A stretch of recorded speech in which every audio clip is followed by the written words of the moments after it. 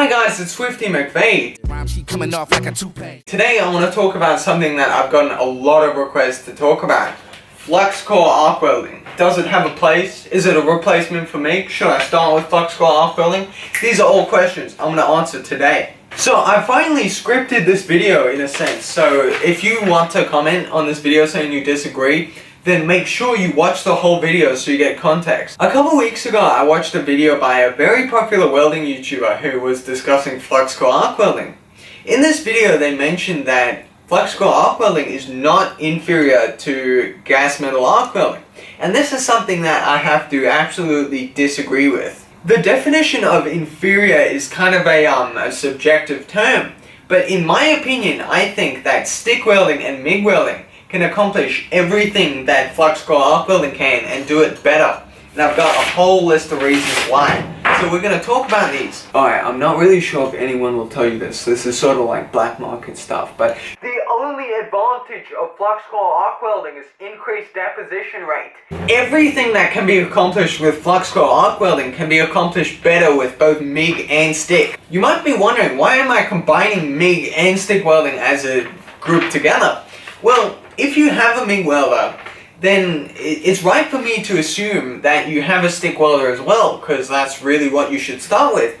And if you're at a point where you think that FluxCAW arc welding can benefit you, then you'll have a MIG welder anyway, because that's the machine we use. So I'm going to go through a couple of widely stated benefits of flux shielded arc welding, and we'll see if they really stack up. The first one is welding on rusted material. My obvious response to this is that if you care at all about your welds, you should be cleaning the rust off. Rust heavily interferes with welding and can make the weld weaker and just harder and look worse. So you should be cleaning the rust off whatever you're welding, and then in that case MIG is probably the best option. But what if you're welding on something stationary or something outside that's rusted? Well, stick welding is far better for that because the machines are lighter and there's a lot less fuss to them. I know I've made this point about 1,000,000 times on my channel, but stick welders are far lighter than MIG welders, which are also the same machines as FluxCAW welders. So this is why if you want to go out and weld on something rusted, a stick welder is a great option because you can lift it so easily and you can transport it anywhere. You can put it in a backpack, for hell's sake, man. You can put it on the seat next to you in a car or something like that. Whereas a MIG welder weighs a ton. These, I don't remember how much they weigh, but mine's like 40 kilos or something like that. And I have on top of that, I have a 15 kilo spool of wire in it, whereas if I'm stick welding and need to make a repair, I can go out with my little toaster welder and a handful of electrodes, move anywhere, plug this into any socket, and I can make a repair right there. I don't need to lug this massive machine around. So if it's possible, you should always be cleaning the rust off your material. In that case, MIG is better. And if you can't, then stick welding is better. So what about other stuff? For people who are worried about shielding gas for MIG, here's a bottle right here. Why not just stick weld? Stick welding is better in practically every way. The only advantage of flux shielded arc welding is the travel speed. And if you're a hobbyist, why are you even caring about it in the first place? In my opinion, stick welders are numero uno and are the first welder that you should buy. This is because they have countless advantages over any kind of other welding process. The first of these is because the stick rods fit in tight spaces, whereas a MIG gun is bulky and can't. Even production lines where the only welding process they use is MIG still use stick rods where you can't fit a MIG gun in. Stick rods are also more standardized than the spools of wire that you get on a MIG machine to do FluxCAW. The rods are optimized for their purpose, whereas the spools of FluxCAW wire you buy at your hardware store, they are terrible. They aren't standardized for anything. You're virtually guaranteed the quality of your rods, and that's why these are a better option. You always know they're going to be strong. Even if you can just buy a low hydrogen electrode and you're virtually guaranteed to have a sound weld if you weld correctly.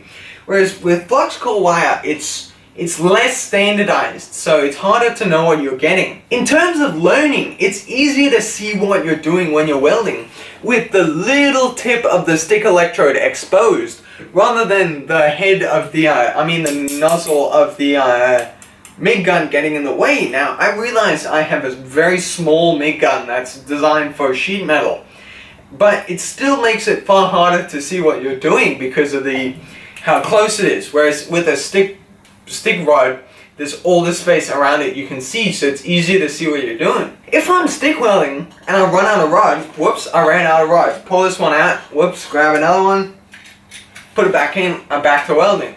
Whereas with a flux core machine, if you run out of wire, you're completely screwed. Man, at work we just MIG weld and it's an absolute nightmare changing the spools of wire. If you're trying to make one weld and it's just frustrating you, and then you run out of wire halfway in between your weld, you're trying to do a long run and you run out of wire, man, it's so frustrating. And any welding process that uses wire instead of rod suffers from this. You might be thinking, hey Michael, but I'll have to change more rods than wire, won't that make up for it? But with stick rods, you're always virtually guaranteed to be able to finish the weld, because stick rods almost always have the same length of bead because they're always the same size, and they don't take really any effort at all changing, so you can get right back into the weld. Whereas any spool of wire it takes so long to weld that replace the spool that your welder's cooled down, and it's far harder to make a restrike and get it in the right spot if your welder's cooled down, whereas you can just grab a rod and get right back into the weld. Next point, stick welders are far cheaper than MIG machines that you use for flux core arc welding. I'll have to assume that you aren't buying the completely terrible gasless MIG gimmicky little terrible welders from the big box stores. So I'll have to assume that you're buying a MIG welder and just putting flux core wire in it. And in that case, a stick welder of comparable specs costs about half as much as a MIG welder, meaning you save quite a bit of money. Many people want to pick up wire feed welding because supposedly it's easier to learn. Whereas if you just started with stick and you actually learned how to weld, you'd be so much better and so much further along in your welding journey. You should learn how to stick weld. Just take the time, man. I have a video up on this. Stick welding has so many advantages that you should just take the time to learn it. It's absolutely worth it. And once you learn how to stick weld, you'll be able to pretty much do any kind of welding. And once you learn how to stick weld, MIG and flux core become a walk in the park, and TIG isn't that far away. It's sort of like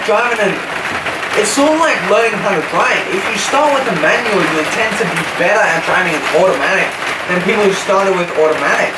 And if you ever have to stick weld or drive a manual car, you'll be able to. With stick rods, you can choose between different kinds of stick electrodes as well for different applications. You can choose between 6011 and 6010 cellulose rods, or 7014 and 6013 for general purpose, or low hydrogen rods, 7018 and 16. With a spool of wire, you can't do that. Now, if you do have a wire feeding machine, you should use it to run MIG and not flux core, and here's why. Unless you go into the really high-end welders, a MIG machine will have virtually exactly the same travel speed as a flux shielded arc welder. Second reason is there is no smoke when you MIG weld, which allows you to weld inside with stick. MIG welding. Having no smoke when you MIG weld serves a lot of purposes. First off, you don't get the smoke condensing on anything, so it's so much easier to weld inside. Also, it's a lot better for your health. You ever think about that? You know how many welders get cancer? It's another thing to worry about, man. With stick welding, the smoke issue isn't really that big because you can just carry your machine outside. Whereas with the massive MIG machines, which you run flux core in them, they're so hard to carry outside. Most of us just run flux core inside, which is a really bad idea if you want to live past 30. The third reason is with MIG, it's easier to see the puddle. With flux shielded arc welding, there's all this smoke and slag everywhere. You can't see what you're doing. With stick, it's easier to see the puddle of the molten metal and slag is more separate. Whereas with MIG, there's no slag whatsoever. It's so easy to see your puddle.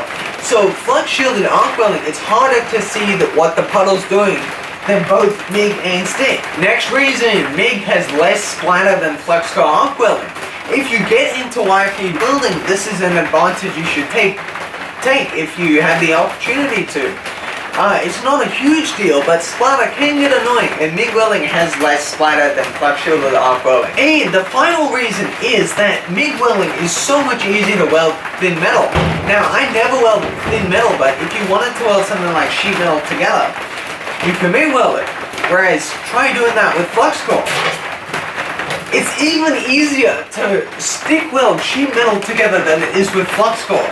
Good luck trying to weld anything thinner than 1/8 of an inch with FluxCore. With stick rods, you can set your machine to like 40 amps and get a 1.1 or 16th inch, either 6011 or 6013, and you can stick weld sheet metal together. Plenty of people do it. So who is amateur flux shielded arc welding for anyway? Well, there's 3 groups of people. These might overlap. The first one is if you don't ever want to actually learn how to weld and you just want to try and put things together, and you have terrible welds and you never want to get good at this amazing craft of welding.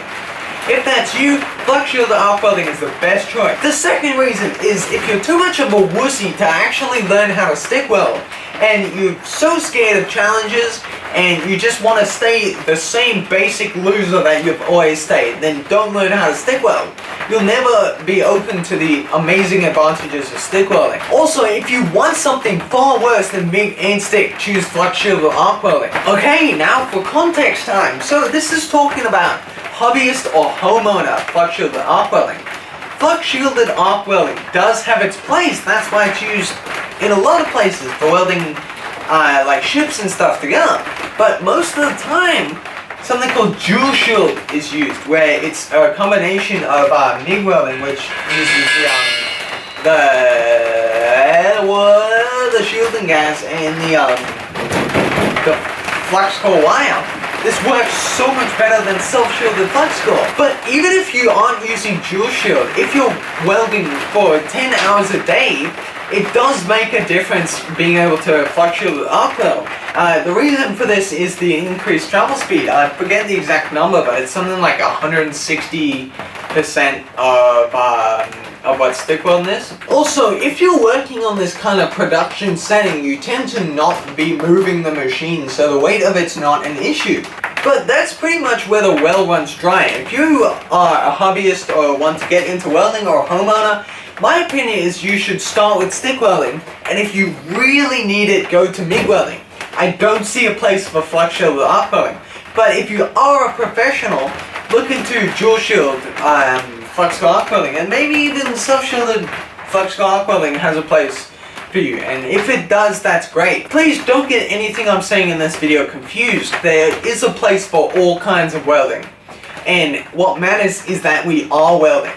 If you choose to be someone who welds, you're already in the top 1% of the population, and I congratulate for that. Well, congratulate you for that. If you even choose to be welding, man, that's great, and we're all in this together. So if you're buying your first welder, this will give you some context. Maybe check out my video that I made on why I think stick welding is better than MIG for hobbyists. So anyway, thank you very much for watching this video. That's Michael Lennox out. Love y'all, God bless, hey, enjoy, hope everything goes alright, I love y'all.